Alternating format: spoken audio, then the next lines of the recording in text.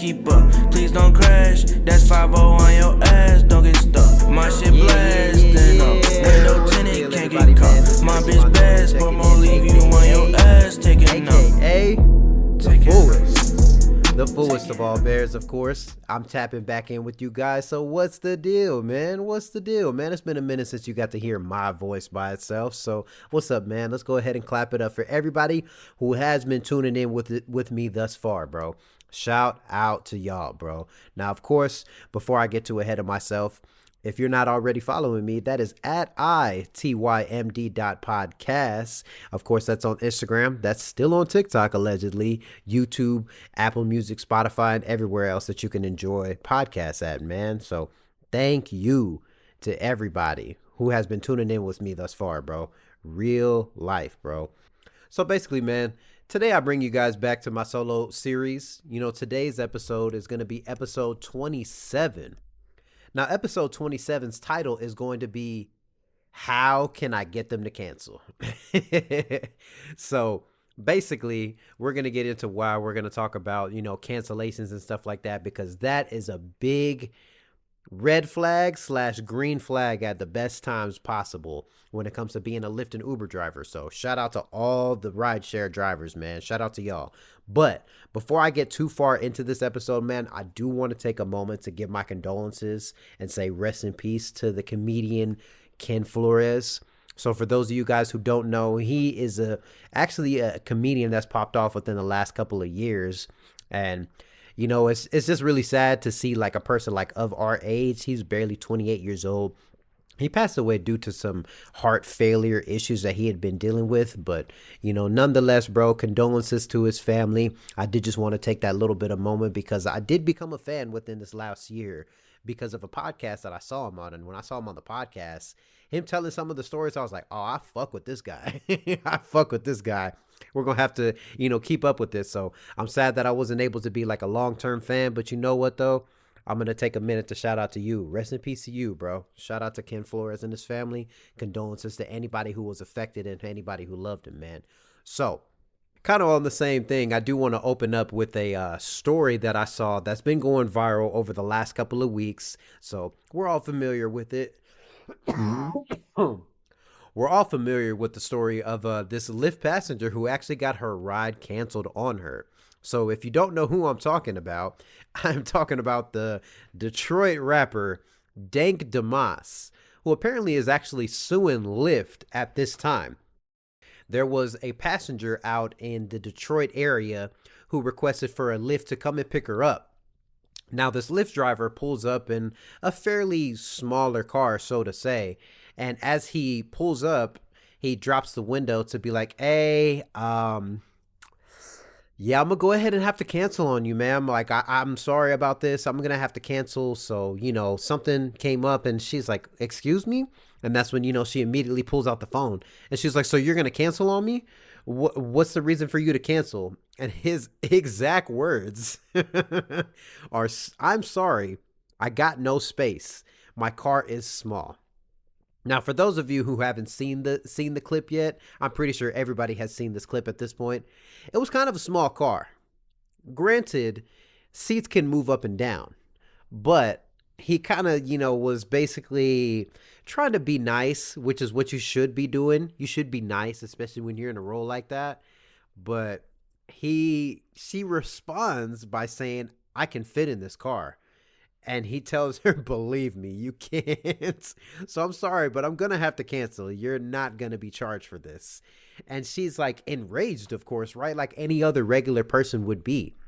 And she gets enraged to say like, hey, you're telling me I can't get in this Lyft ride because I'm too big, basically. And he kind of was like, yeah, like, I'm sorry, but I got to cancel. You know, you're not going to be charged, whatever the case, trying to like smooth it over. But it's like, hey, bro, like you're really discriminating me based off of my size, which is fucked up to think about. But at the same time, it's like one of those things where it's like, listen, you know what you're going to get yourself into whenever you're doing rides. You're going to be picking up all types of people, especially when you already drive a small car. Spacing is already not your high, strong point for sure. But at the same time, like, come on, bro. You still could have picked her up. But you know what, bro? You know what? I'm not going to tell you how to run your business, right? Because at the end of the day, you are the independent contractor in this scenario. So you can say however you want to go about this. Now, what's kind of funny about this is that she went as far to go ahead and, file a lawsuit and actually sue Lyft as a whole. In all honesty, I feel like she could have just sued the driver and kind of left it as is. But I think because of her being a rapper, sometimes we kind of underestimate what kind of people that artists really are and how far they're willing to go when it comes to them proving a point, which is kind of fucked up at the same time because there's a lot of these people on the planet, the wrong people who have the right knowledge. There's a lot of you motherfuckers on this planet, man. And listen, we all have access to the same information and we all have access to know the certain things that we can take to get things to win in our favor. But also at the same time, somebody could have put their funds elsewhere. Now, what's also kind of funny is that with also her being a rapper, this is like the perfect opportunity for her to really shit on Lyft and Uber because not only is she a rapper, but she's also a Detroit rapper, bro. So it's like these Detroit rappers really rap about any and everything that you could say or anything that comes to mind. Like, this is literally the perfect opportunity for her to drop a diss song. Like, how could she not drop something like this? Like, come on now. She like, she like, she like fuck Lyft and fuck Uber. They wanna be me, not a double Uber. Or like fuck Lyft, fuck Uber, fuck Lyft, fuck Uber. They said I was too big, but I know I do her. I don't know, just something like that, bro. Like, you don't even know what some of these people have the capabilities or the reach to do, bro. But you know what, bro? Just do what you want to do, man. At the end of the day, she put her money into trying to sue the company because they offended her personally. But, like I said, you could have put those funds elsewhere. So, who knows? Lyft might fuck around and pay for a BBL. I don't even know, bro. There's some freaky ass fools out there, right? Am I right? All right, man. We're going to go ahead and move on from that, bro. Now, me personally, I've never been put in a scenario like this to where I've had to cancel on a passenger, whether it was like due to size or the amount of people. I've canceled on my own tip, just kind of just like I'm lying like a motherfucker, man. I've canceled 1,000%, but it's also like some of those things where I'm like, I'm going to go ahead and accept this ride. But then my wife calls me. So I'm like, yeah, fuck you, bro. You can find another you can find another driver, bro. You can find another one for sure.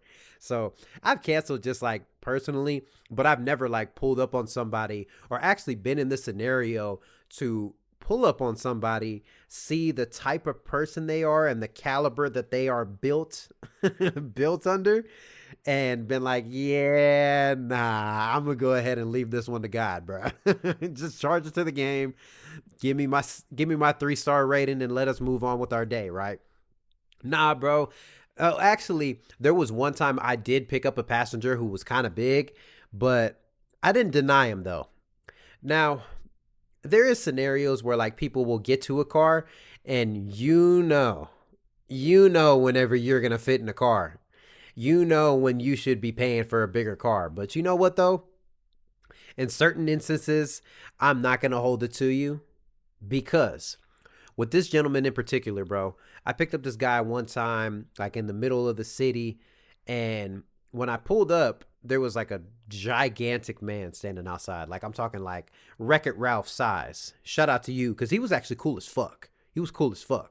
So I pull up and I pull into this apartment complex parking lot, and there's a guy standing out there, and I'm like, hey, bro, are you such and such?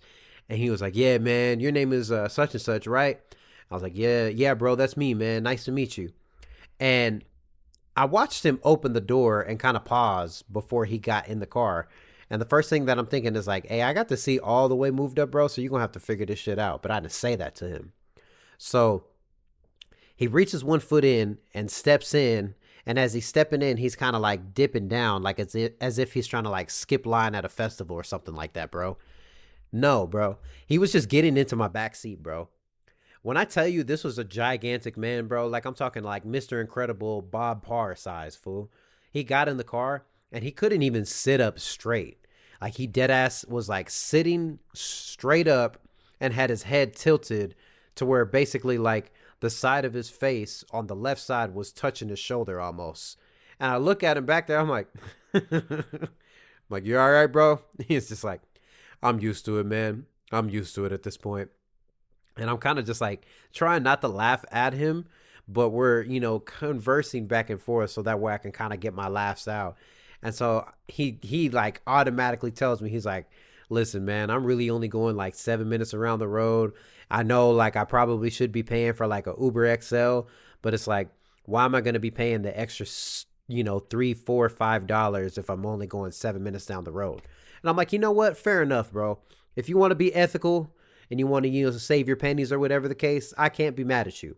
But also at the same time, bro, I feel bad for your chiropractor. Because I know you got a fucking chiropractor if you're having to like fit yourself into spaces. And that's like the one thing that people underestimate when they're not that height and not that size. And also kind of like, projecting a little bit. I kind of was also like one of those people where I'm like, damn, bro, I wish I was that tall. I wish I was, 6'3", 6'4", I'm not short whatsoever, but you get in those mind frames and you get around certain people who make you feel like you got to be taller or whatever the case. But also at the same time, there's pros and cons to every single type of scenario, even whenever we think the grass is greener on the other side, bro. Because example number one, you can't fit in regular cars. So even if you get a small size sedan, you have to be able to adjust the seat down as far as can be. You're in the back seat. There ain't no seat adjustment, and I'm not letting you sit in the passenger seat. That's number uno, for sure. Number two, what you also got to take into consideration is that you got to buy big and tall clothes. I didn't know this until talking to people. Big and tall clothes are expensive as fuck. Like, it's already expensive just being a gentleman as it is. But like being a bigger guy when you're already having to buy, over, double XL, triple XL, anything over like size 40 jeans or whatever the case, bro. Like you might as well just wear Jabot jeans for the rest of your life because, you might even just be able to get away with buying a 38 because there's some big ass jeans. But also at the same time, like you're really having to pay that extra buffer just to be comfortable when you're walking, bro. Like you're buying like size 13, 14 shoes. So like everything overall is just ridiculous when it comes to you finding what you need. But you still got to like get with the program and like, let me help you, bro. Like, I'm sure I know somebody who can pull up in a bigger Uber for you, bro. I'm sure there's one or two of them in the city who can come and pull up. I completely get you that you want to be ethical and shit like that. But at the same time, he was telling me that he was going to a job interview. So it's like, not only are you just sweating from being bigger, but your body is being contortionalized in positions that it's not supposed to, all for just convenience. Sometimes paying for comfort is way better than paying for convenience. But you know what, man? Like I say, man, I'm not your pocketbook. I'm not your accountant, man. You do whatever you want to do. But that definitely should have been an instance where I'm like, hey, man, you're not going to fit in my car. And in all honesty, it was the truth. He really did not fit in my car. Like he really could have like laid down and still would have been scrunched up. But at the same time, don't lay down in an Uber. That's just weird, bro. But it was just like a really interesting scenario to just like see people force themselves in this extreme uncomfort just for the ethicalness, the convenience. But at the same time, that's really all Uber and Lyft is, bro. We're just convenience. We're there, at the drop of the dime, anytime you really need us. That's exactly what we're here for. So I completely understand it. So moving on to that, bro, I never really have ran into like too many scenarios as far as like having to cancel, but I did witness one of these. Of course, like a very reoccurring character who I've been talking about a lot is my brother-in-law. Now, my brother-in-law, he's a photographer. And whenever my wife and I want to say we've been together for maybe like 2 or 3 years, maybe 4 years at this point. We actually took a trip to go out to California to go and hang out with him. So he was living in LA at the time. And being that he's a photographer, every once in a while, he's got to do a little bit of traveling. And so he offered for us to come with him for one of his shoots that he had coming up. And this shoot at that time was going to be in Malibu. So where they were living at this time, I want to say this is about a 45 minute to maybe like an hour 20 drive. Everything, if for those of you who don't know, everything in California is not based off of mileage, it's based off of time because of the amount of people and the amount of traffic going through some of these towns. So we're making this drive. We're driving out to Malibu. Like I said, hour ride, probably 45 minutes. My wife falls asleep in the car, but I stay up, bro. And he was like a pretty good DJ. He was like a good jukebox that day, man. I don't know whether this is just like a regular thing for like people who just make drives like that, but I feel like also if you're driving, regardless of like distance or where you live at, if you're in the car, you should be a good DJ. You should have a good playlist Rolodex playing when shit like this is happening. So on this particular day, he actually had a pretty fire playlist playing. Like he was playing like some good old Dom Kennedy, California is not for sale, or just like all of those like classic Dom Kennedy classics from 2011, 2013, and I was just sitting there just vibing like crazy. And I'm looking at my wife, I'm like, you're missing out on such good music because you want to go to sleep. But also on the other side, this fool decided that he was going to play the American Dad soundtrack because what's his name? Steve Smith. He's a classic R&B singer, right? But you know what? I digress. It was just like one of those. I was like, "Are you really playing this right now, bro?" But he's just funny like that. So we make this drive. We pull up to this like private beach over there in Malibu. You got to go through a fence, walk down like rock stairs and shit like that, and you're like wall climbing to get to the destination. So while we're waiting on these models to pull up, they arrived shortly after, and they came with surfboards because right down the road from this private beach was like a place where you could rent surfboards to go surfing or whatever the case. Apparently there was no surfing no surfing plan that day, but everything is just for the aesthetic of the photo shoot. So we're probably out there, I want to say maybe like an hour and a half or two, and it comes time for us all to get going, for us to leave. So him being the good person, he was like, you guys call the Uber, call the Lyft, I'll go ahead and wait for you guys. It's really not that big of a deal. I'm not just going to leave you two out here, two women. I'm not about to just leave you out here, which I was like, you know what? Fair enough, bro. Let's go ahead and, let's wait with them, right? So I think they probably waited maybe like 5 or 10 minutes for the Uber to pull up from where we were. And Uber pulls up, and another one of those scenarios of like, hey, this shit's not going to fit in the car no matter how you try to spin it or turn it. This shit's not going in there. And they know it too. Because this guy pulls up in a Fiat. Like a 4-door Fiat. Not a Easter egg on wheels, but another Fiat. And so their two girls are looking at each other and looking at a gentleman who definitely was not prepared to help get these women situated. He is definitely just a chauffeur. I'm pulling up. But at the same time, it's like one of those things where you should have got a bigger Uber. And my brother-in-law even said it. He was like, I don't know why they didn't get a bigger Uber. But, at the same time, people be cheap. So that's probably what it is. And that's probably what it was because they literally were going right down the road. Well, actually, no. They had to drive quite a bit of a distance from where we were at that time. But that little surf shop to go return it was right down the road. And mind you, like I said, this guy's driving a Fiat. Ain't no bike racks on a fucking Fiat. And definitely not no surfboard racks on the top of a Fiat. So we're watching them trying to figure out how they're going to, keep these things. Because obviously they're not going to fit in the backseat of this car. And you could tell that the gentleman was very uncomfortable with allowing them to just hold the surfboards on top. Because they're just using their dainty little hands to hold it, right? But also at the same time, this guy's not saying no to these women. Listen, my guy, he's not saying no to them. Fair enough, right? Fair enough. I completely understand. There's sometimes you don't want to say no to certain people, but sometimes you really got to say no. Sometimes, bro. Listen, in some of those scenarios, you know what you're getting yourself into whenever you're becoming a driver. You know what you're going up against. But when those days come, you really don't want to put up with it, and you really don't want to be the guy to say no. But sometimes, bro, you got to say no. And it's also like another scenario where you kind of want to be the driver and worry about your own performance rate and your ratings or whatever. So tying back to the title, you kind of try to find a way to be like, how can I get them to cancel? But also at the same time, if you're not reading 48 laws of power, which I guarantee you a lot of these Lyft and Uber drivers are not, you got to find a way to nicely tell them, hey, bro, find another fucking Uber because I'm not the one for this one today.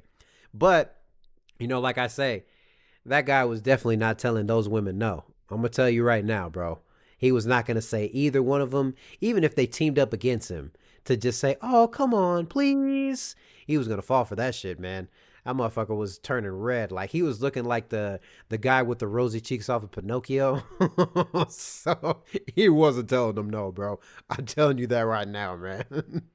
It's just always like really interesting to just like be a spectator on some of these scenarios, because being the driver in those shoes, I know for a fact I definitely wasn't going to be saying no to anybody either. But also, you got to know when to hold them and know when to fold them, right? You got to know, right? So that's what kind of just brings me back to like the conclusion that I like to tie a lot of these episodes up with, which is like this 80-20 rule. And the 80-20 rule for today specifically, it's kind of just tying more back to understanding your discernment when it comes to you being a driver. So in a lot of these scenarios, of course, you are the one at fault or you are the one at control. It's up to you which role you want to play into. But I think the 80-20 balance is you understanding you in control and you at fault in the scenario. So in any scenario, when you run into a situation to where you have to provide the best judgment and be the best person prepared to tell somebody no, you got to be able to know, are you at fault in this scenario? Or are you in control?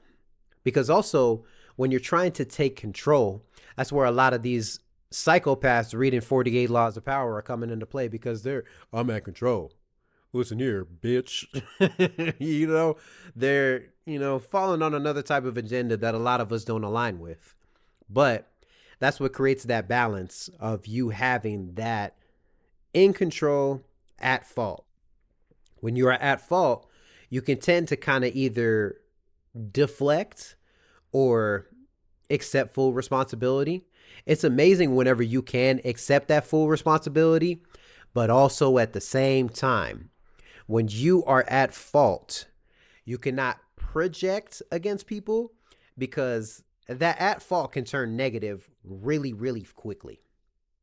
So you have to use your better judgment when it comes to running into these type of scenarios to be able to tell people no, or to tell people to cancel, and to find a way to, I'm not going to say manipulate them to make their decision, but to kind of assist them for them to be the person canceling and initiating the cancel.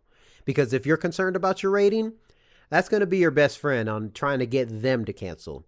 Because you can cancel, let's say 4 or 5 rides. It sounds like a lot. It's not the biggest deal. But if you're canceling 4 to 5 rides every 3 to 4 days, listen, my guy, you're not going to be driving for that company very much longer, man. So everything is always going to be performance-based. But what is not performance-based whenever you're interacting with customers and providing a service, right? So shout out to everybody who really plays these positions and has had the opportunity to be in these positions, because everything is going to come down to, how can I get them to cancel? Well, thank you so much to everybody who has been tuning in thus far. Of course, if you are not already following me, that is at itymd.podcast. Of course, that is on Instagram, that's on TikTok, that's on YouTube, Spotify, and everywhere else that you can enjoy podcasts at, man. So thank you so much to everybody who has been tuning in. I'm signing off. Going too fast, 150 on a dash, bitch keep up, please don't crash, that's 50 on your